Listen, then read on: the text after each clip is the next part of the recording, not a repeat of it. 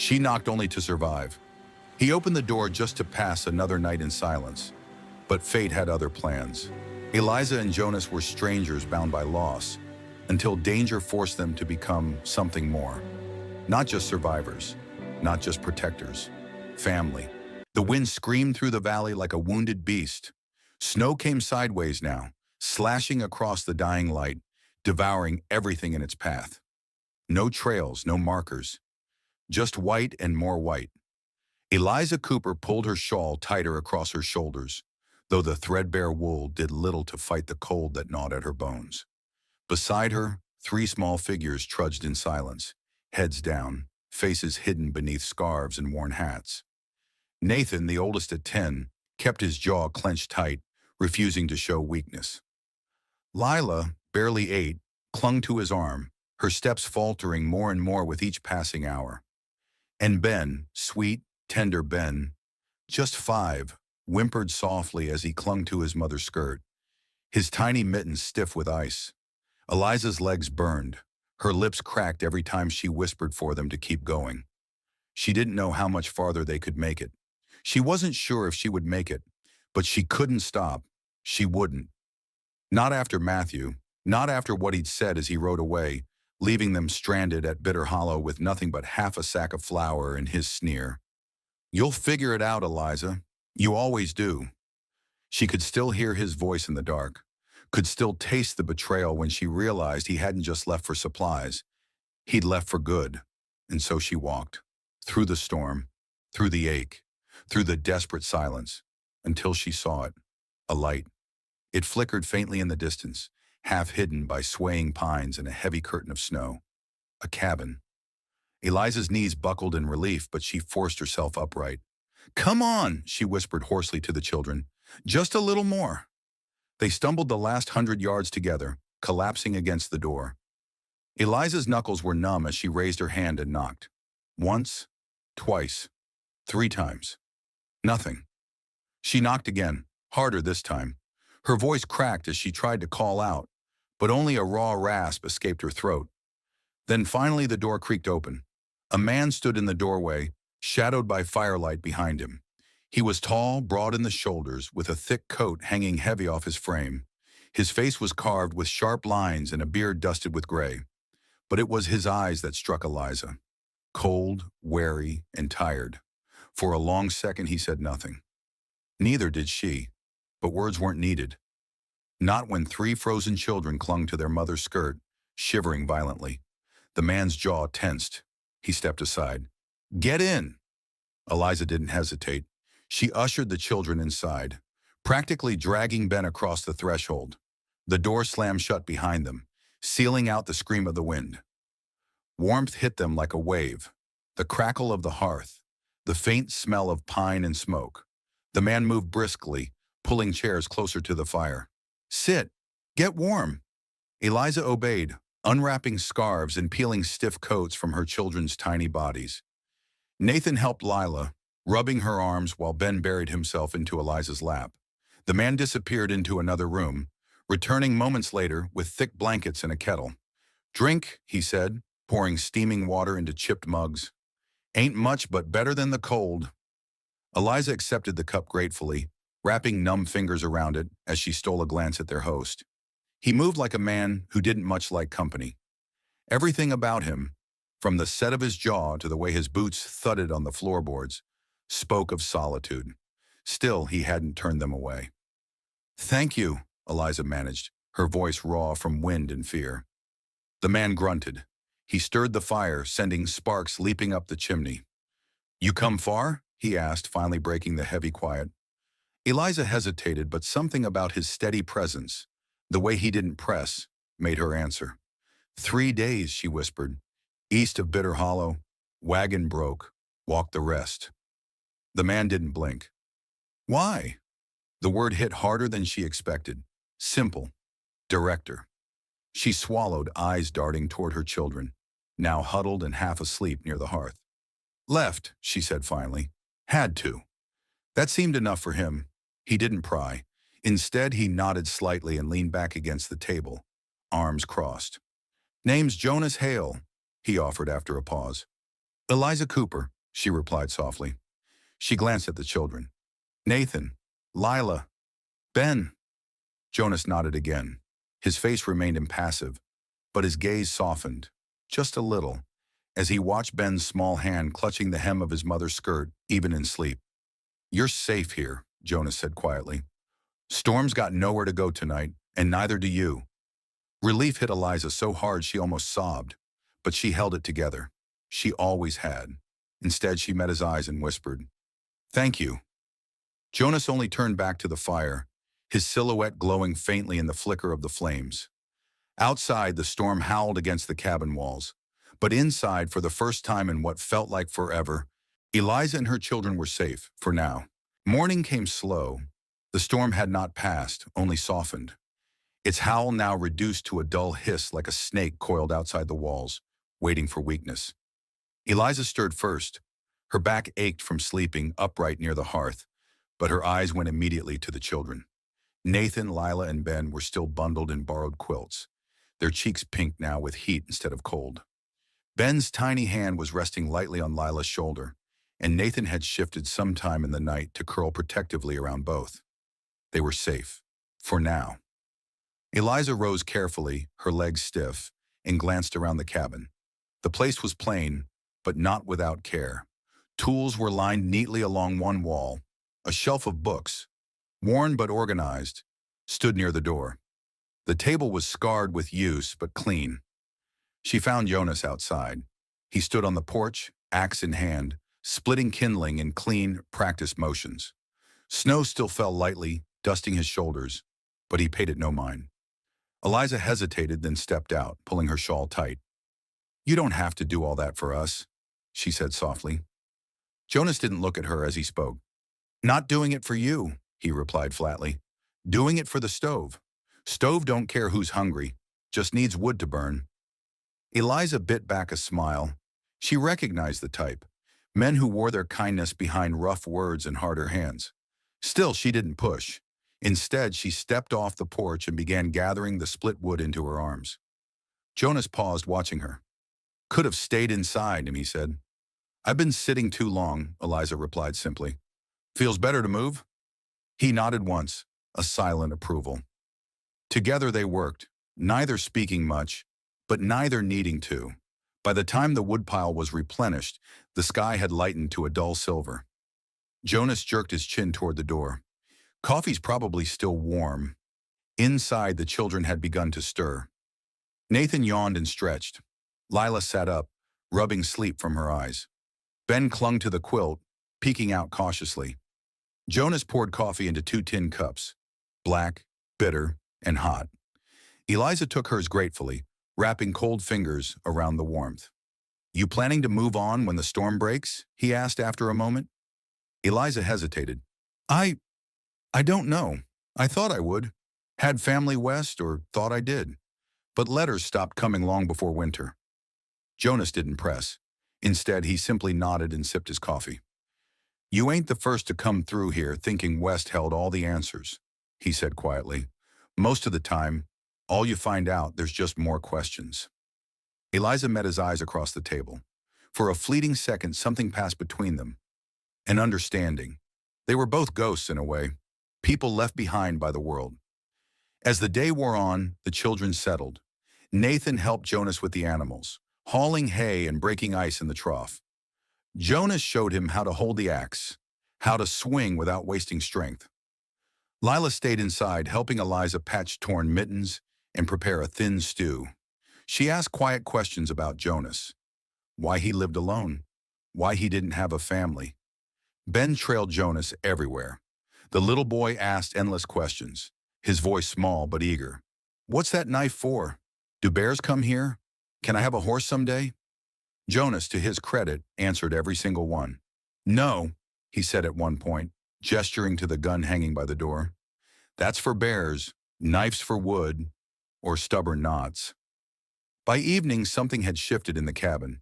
The silence wasn't heavy anymore. It was comfortable, familiar. The children laughed softly as they played near the fire. Eliza smiled as she stirred the stew, glancing every now and then at Jonas, who sat whittling a small figure. a bird, delicate and precise. She noticed the way his hands worked, slow and careful, as if shaping more than just wood. "You carve well," she said quietly. Jonas glanced up. "Something to do when the wind won't stop howling." Eliza watched him a moment longer. "I think," she began carefully, "you're kinder than you let on." Jonas didn't smile. Not exactly. But his lips twitched slightly, and that alone felt like a victory. Night fell heavy and slow. After supper, the children curled up near the hearth again, already half asleep. Eliza and Jonas sat at the table, the lamp casting soft golden light between them. Outside, the storm had lessened, but the cold still pressed against the windows. Eliza's fingers curled around her cup as she stared into the flickering shadows. "Thank you," she said suddenly, voice low but sure. Jonas raised an eyebrow. "For what?" "For letting us stay. For not asking too many questions." Jonas looked away, his gaze settling on the sleeping children. "Didn't seem like you needed more questions," he murmured. "Seemed like you needed rest." Eliza felt something tight loosen in her chest. "I did," she whispered. For a moment silence settled again. Not heavy, not empty. Just easy. Jonas rose, stretching his broad shoulders. "Storm's breaking," he said. "Tomorrow you can head out if you want." Eliza nodded slowly, but something about the thought made her stomach twist. Head out. Go back into a world that had left her battered and alone. Or stay. But that was a thought for another night. For now they were safe. For now the fire burned steady. And for the first time in a long time, Eliza Cooper allowed herself to hope that maybe, just maybe, safety wasn't temporary after all. Morning broke with a pale, uncertain light. For the first time in days, the sky held no snow. It hung heavy and gray. But still, it was clear. The storm had passed. Jonas Hale stepped onto the porch, boots crunching softly against the hardened snow. He could smell change on the air. Not just spring trying to find its way through winter's grip, but something else. Inside, Eliza and the children were already stirring. Nathan was rolling up quilts, eager to help. Lila sat braiding her doll's yarn hair while humming softly. Ben followed Jonas everywhere that morning, asking about the animals, about the trees, about life beyond snow. It felt normal. Too normal. Jonas knew better than to trust normal. By noon, Eliza stood in the doorway, wiping her hands on her skirt, eyes turned toward the distant ridge where the trail disappeared into the pines. "Do you think it's safe now?" she asked softly. Jonas didn't answer right away. He set down his axe, wiping sweat and frost from his brow. "Safe ain't something the land gives," he said after a beat, "but it's quiet. That counts for something." Eliza nodded, though doubt clouded her face. For a while, they worked side by side. Jonas repaired a fence rail that had cracked under heavy snow. Eliza swept out the cabin, humming gently as the children played nearby. Something about it felt settled, rooted, and that's when the sound came. Hoofbeats. Jonas heard them first. The steady, unhurried clop of horses, not running, not racing, just confident. He stepped out of the barn, eyes narrowing toward the trail. A rider emerged from the tree line, tall, lean, and dressed in a dark wool coat, too fine for this part of the country. Another followed, then a third. The first man removed his hat, revealing slick back hair and a smug, familiar smile. Jonas knew his type instantly. Not a drifter, not an outlaw. Something worse. A man who thought law and power were his by birthright. "Afternoon," the man called, voice smooth as creek stones. Jonas didn't reply. Behind him, he heard the cabin door creak open. Eliza stepped out, wiping her hands instinctively on her apron. She saw the men and froze. Her face went pale. "Matthew," she breathed. Jonas didn't need to ask. He knew. The man dismounted slowly, confidently, boots sinking into snow and mud. He tugged his gloves off with casual cruelty. "Hello, Eliza," Matthew Crowley drawled. "Been a long road finding you." Eliza stepped closer to Jonas, instinctively placing herself between Matthew and her children. "What are you doing here?" Her voice was thin, but steady. Matthew's smile widened, though it didn't reach his eyes. "Come now. No welcome for your husband." You stopped being that when you left us to die in Bitter Hollow. Matthew tisked, shaking his head like a parent scolding a stubborn child. Come now, darling. Let's not make this dramatic. I've had time to think, to reflect. It's clear you and the children need proper care, structure, a man's hand to guide things. Jonas stiffened, jaw tightening. This ain't your place, he said flatly. Matthew's gaze slid lazily toward Jonas, sizing him up. And you are? The man whose roof they're under. Matthew chuckled low and mean. Well, isn't that convenient? Widow takes up with a stranger in the woods. Real wholesome. Jonas didn't flinch. You left them to die. I didn't. Matthew's charm cracked, his lips curling. I'm here to reclaim what's mine. I've already spoken with the sheriff in Glen Rock. I'm their father, by blood and by law. Eliza's face crumbled slightly at that word. Law. Jonas could see the fear there. Not for herself, but for her children. Matthew saw it too, and he pressed. I'll come back tomorrow, he said lightly, as if discussing weather. You can have tonight to say your goodbyes. But make no mistake, Eliza, they're leaving with me. Court's orders don't take kindly to women who run. He mounted his horse again, nodding once to his men. The three turned and rode out, leaving churned snow and silence behind them. That night the cabin was a tomb of quiet dread. The children had heard everything. Nathan sat stiffly by the hearth, trying not to look scared but failing. Lila clung to Eliza, asking quietly if they'd have to leave. Ben simply cried softly into his sister's lap. Eliza paced the small room, wringing her hands raw. What am I going to do? She whispered, voice breaking. He has the law. He has money. I can't fight that. Jonas sat at the table, staring hard at the flames. You don't have to fight it alone, he said simply. Eliza stopped pacing, looking at him with red-rimmed eyes. What do you mean? Jonas leaned forward, voice low and sure. I've seen men like him before. They think paper and threats make them untouchable. But this place, this town, they've seen what you are, what you've done. You kept these children alive. You built something here. He's counting on scaring you quiet. He stood slowly, shoulders square. But we won't be quiet. Not tomorrow. Not when he rides in expecting surrender. Eliza stared at him, tears clinging to her lashes. And if he forces them to take the children? Jonas didn't hesitate. Then he'll have to take them from my hands. The fire cracked loudly, sending sparks flying. For a long moment, Eliza said nothing. Then slowly, she stepped forward, closer than she'd ever dared before. She reached out, her hand resting lightly on Jonas's arm. You would do that? For us? Jonas looked down at her hand, then back at her eyes. For family, he said quietly, I'd do more. Eliza didn't cry. Not this time. Instead, she nodded once, firm and certain. Then we stand. Together. Outside, the cold wind whispered through the trees, but inside, two souls, broken and rebuilt, had just drawn a line in the snow. And by morning, Matthew Crowley would find out exactly what that meant. Morning came sharper than a blade. The sun rose pale and cold, casting long shadows over the snow-covered hills. It should have felt like a new day, a day for thaw and promise. But for Eliza Cooper and Jonas Hale, it felt more like the eye of a coming storm. Matthew Crowley would be back. He said he'd return, and men like him didn't bluff. Not when pride and control were on the line. Inside the cabin, Eliza dressed her children carefully. Nathan was quiet, his jaw tight. Lila asked if they had to leave. Ben, too small to understand fully, clung to his mother with wide, confused eyes. You're not going anywhere, Eliza whispered to them as she brushed Lila's hair, forcing calm into her voice. No matter what that man says.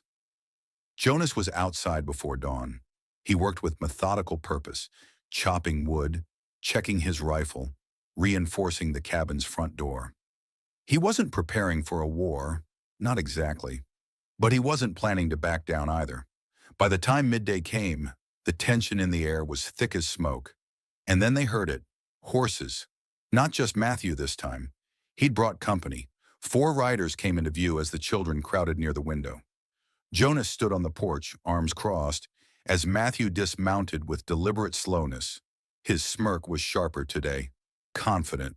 Behind him rode Sheriff Tate, a man known in these parts for minding his own business as long as his pockets stayed full. Matthew swaggered forward like he already owned the land beneath his boots. "Eliza," he called, loud enough for the whole clearing to hear. "I'm here like I promised. Time to bring my children home." Eliza appeared in the doorway, her back straight, shoulders squared despite the tremor in her fingers. "They are home," she said firmly. Matthew's smile thinned. "Let's not make this ugly. Sheriff Tate has the papers. Custody signed and sealed. I'm within my rights." Sheriff Tate unfolded a yellowed piece of paper and read aloud, his voice dull and official. "Eliza Cooper, you are hereby ordered to relinquish the children into the custody of their father, Matthew Crowley. Failure to comply—" "That's enough," Jonas interrupted, his voice low but carrying steel. All eyes turned to him. Jonas stepped forward, placing himself directly between Matthew and the cabin. "I know what you are, Crowley," Jonas said evenly. "A man who left his family to die in winter. A man who sees people as property. But not here. Not anymore." Matthew's eyes narrowed. "You don't have a say in this, Hale. The law does." Jonas didn't flinch. "The law might not care who you are, but this town does." As if on cue, voices rang out from beyond the tree line. Mrs. Webb, Pastor Connor, old Doc Briggs. They came walking, bundled against the cold, faces set with quiet resolve. Behind them, others from town, folks who had seen Eliza these past months, watched her rebuild something fragile but real. "We stand with her," Mrs. Webb said simply, stepping beside Jonas. Pastor Connor nodded. "She raised those children with grace when no one else would."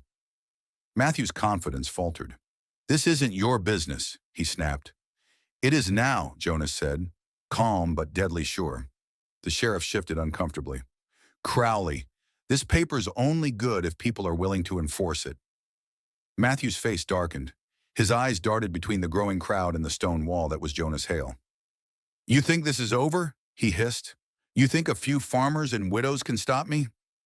"I think you're already stopped," Jonas replied. Silence fell heavy. Matthew's bravado cracked completely. With a bitter curse, he shoved the papers back into the sheriff's hands and stormed back toward his horse. "This isn't the end," he called out over his shoulder. "No," Jonas agreed quietly. "It's the beginning."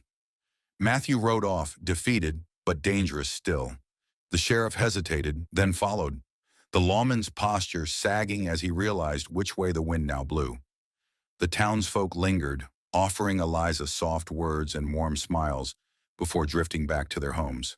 They didn't celebrate. There was no need. They'd come when it mattered. That was enough. Inside the cabin, the tension broke like ice underfoot. Eliza stood by the window, watching the last riders disappear over the ridge. Her hands trembled, but not from fear. Jonas came up beside her, close enough that she could feel the warmth radiating from his chest. "He'll be back," she said softly. "Maybe," Jonas admitted, "but so will we, every day, as long as it takes." She looked at him then, really looked, and something inside her cracked open, not in fear, in relief. She stepped closer, her head resting lightly against his shoulder. "You didn't have to stand up for us," she whispered. Jonas turned slightly, his hand coming up to rest gently on her back. "I did," he said simply, "because you're not alone anymore." For a moment they stood together in the fading afternoon light, not as savior and saved, not as strangers forced together by circumstance, but as something far more fragile and far more powerful. Family. Outside, winter clung stubbornly to the edges of the land. But inside, beside the fire, and amid the soft breathing of sleeping children, Eliza and Jonas stood steady against the storm.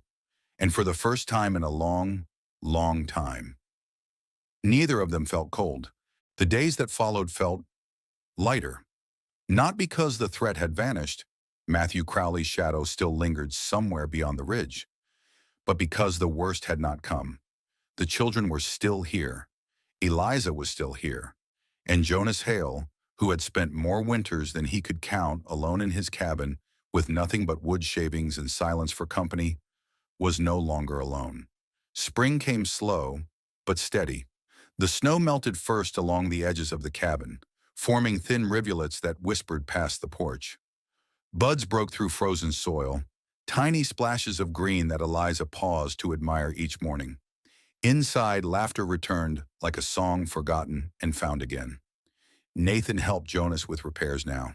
The boy's hands, once soft and clumsy, grew sure as he drove nails and carried wood without needing to be asked.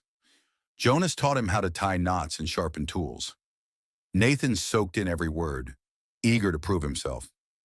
Lila and Ben spent hours near the creek, gathering smooth stones and weaving daisy chains.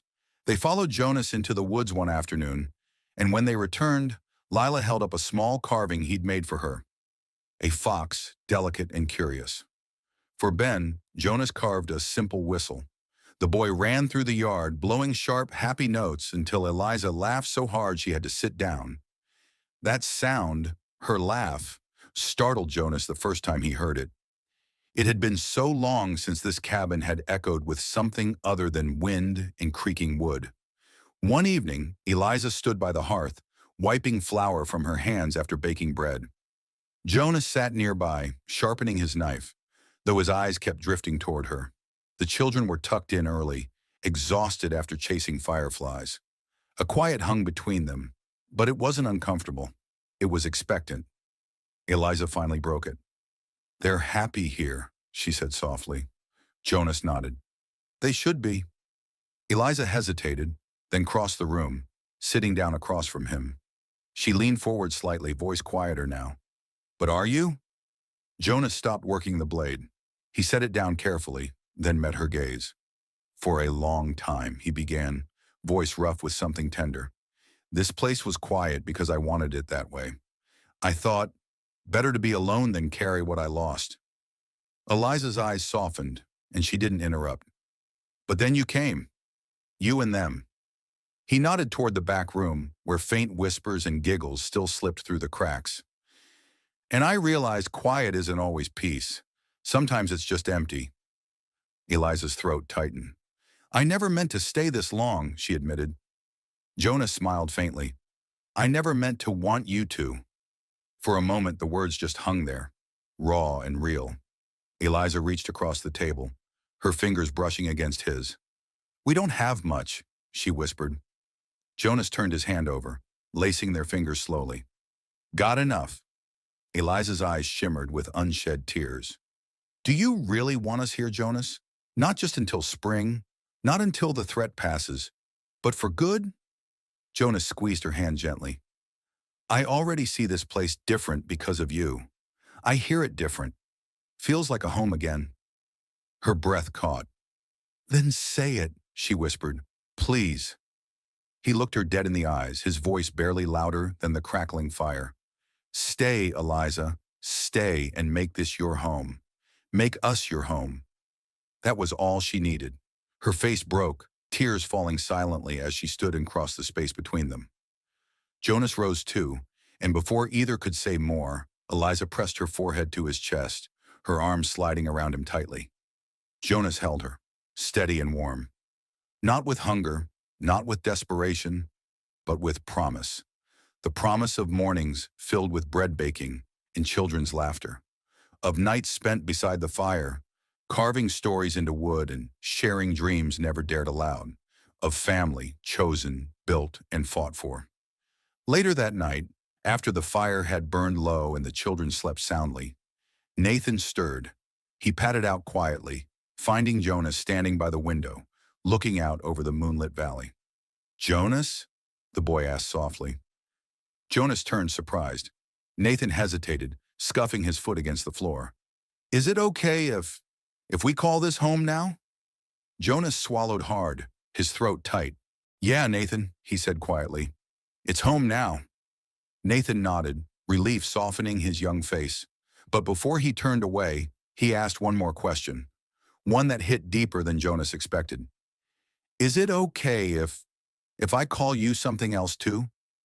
Jonas's chest tightened. "What's that?"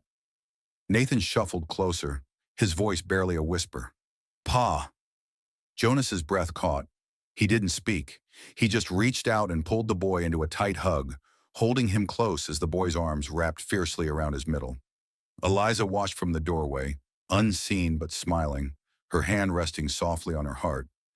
Outside, the last chill of winter faded quietly into the night, and inside the word home settled, real and rooted in the walls, the fire, and the beating hearts of those who now shared it. Spring had arrived in full now. The creek behind the cabin sang louder each day, its icy chains long gone. Buds burst boldly from trees that once stood bare, and the meadow grass reached greedily toward the widening sun. But still, winter's shadow had one more part to play. It came not in blizzards or bitter winds, but in the form of hoofbeats, measured and familiar. Jonas Hale knew the sound even before he saw the rider crest the ridge. Matthew Crowley. This time he rode alone. No hired guns, no crooked sheriffs. Just a man worn thin, his fine coat dusty, his bravado dulled by distance and failure. Jonas stood on the porch when he arrived, hands calm at his sides. Behind him, the cabin door stood open, Eliza visible within. Steady, composed. She didn't cower this time. Nathan, Lila, and Ben didn't hide either. They stood beside their mother, heads high, watching. This was their home now, their fortress. Matthew pulled his horse to a stop and dismounted slowly. His boots dragged slightly through the soft mud, his steps lacking the arrogant snap they once carried. Jonas didn't speak. He didn't need to. Matthew broke the silence first. "I came for them," he said, voice rough and uncertain. Jonas raised an eyebrow. "Last I saw, the court made that decision for you." Matthew sneered weakly. "Courts change." "So do people," Jonas shot back, his voice cool but cutting. Matthew's eyes flickered toward Eliza. His jaw tightened, but there was no fire left. "What is this, huh?" he spat bitterly. "You play house with my wife, raise my kids like they're yours now?" Eliza stepped forward then, calm, resolute. "They were never yours, Matthew," she said, her voice slicing cleaner than any blade. "You gave them nothing but fear. You left them to die. Jonas gave them something you never could." Matthew scoffed, but it was hollow. "I was their blood." "Blood," Jonas said, his voice hardening, "doesn't keep them warm at night. Doesn't mend toys or tuck them in when they're sick. Blood didn't teach Nathan how to split wood, or Lila how to read better, or Ben how to smile again." Matthew stood silent as the words hit him harder than any fist. Behind Jonas, Nathan's voice broke the tension. "You're not our pa," the boy said boldly. Lila followed, her small voice steady. "Jonas is." Even Ben, clinging shyly to his sister's skirt, nodded solemnly. Matthew's shoulders sagged as if the words themselves carried weight too heavy to bear. He looked at Eliza one last time. Something flickered in his eyes. Regret, maybe. Or just the realization that what he lost was never coming back. Without another word, he turned and mounted his horse. This time, when he rode away, he didn't look back. And when he disappeared beyond the ridge, it felt different. Final. The last snow had melted. That evening, the cabin glowed warmer than ever. Jonas sat by the hearth, whittling quietly as the children played nearby. Eliza stood at the stove, stirring stew, her hair loose and soft around her shoulders. No more storm outside, no more storm inside. When dinner was done and the children tucked into their shared room, Jonas and Eliza found themselves alone by the fire. For a while, neither spoke. The crackling wood and distant sounds of frogs through the open window said enough. But eventually, Eliza rose from her chair and crossed the room, stopping just in front of Jonas. Her eyes, always filled with something careful, now held only certainty. "I meant what I said, you know," she whispered. Jonas tilted his head slightly. "That this is home?" Eliza nodded, her voice full of softness and promise. "Yes, and not just because of the walls or the land, because of you. You held us up when the world pushed us down. You stayed." Jonas set aside the piece of wood in his hand and stood. He reached for her hands, rough fingers curling around hers with the ease of something that had always been meant to fit. "I didn't know how much I needed you," he admitted quietly. "All of you." "You have us now," Eliza said, "if you want us." Jonas smiled then, a rare, quiet smile that reached all the way to his eyes. I want everything you bring through that door every morning, even the noise, especially the noise. Eliza leaned up, pressing her lips softly to his. No rush, no grand gesture, just belonging. When they parted, she rested her head against his chest, listening to the steady beat beneath. I used to wonder, she murmured, if I'd ever feel safe again. Jonas held her tighter. You're safe, he promised. Always. Outside, the last remnants of winter melted quietly into the soft, breathing earth. Inside, beside the crackling hearth, a man who had once been hollow and a woman who had once been broken stood woven together, not by chance, but by choice. Love here wasn't loud or fast. It was carved slow, with patient hands, like wood, like trust. And as the night deepened and their home held steady around them, Eliza whispered something only Jonas heard. We're not surviving anymore, Jonas. We're living. And for the first time in his life, Jonas Hale believed her. Not every family is born. Some are chosen. What would you do to protect yours when the past comes knocking? Tell us in the comments. Your words matter here. And if you felt this story, hit like, share it, and subscribe for more tales of second chances and found homes.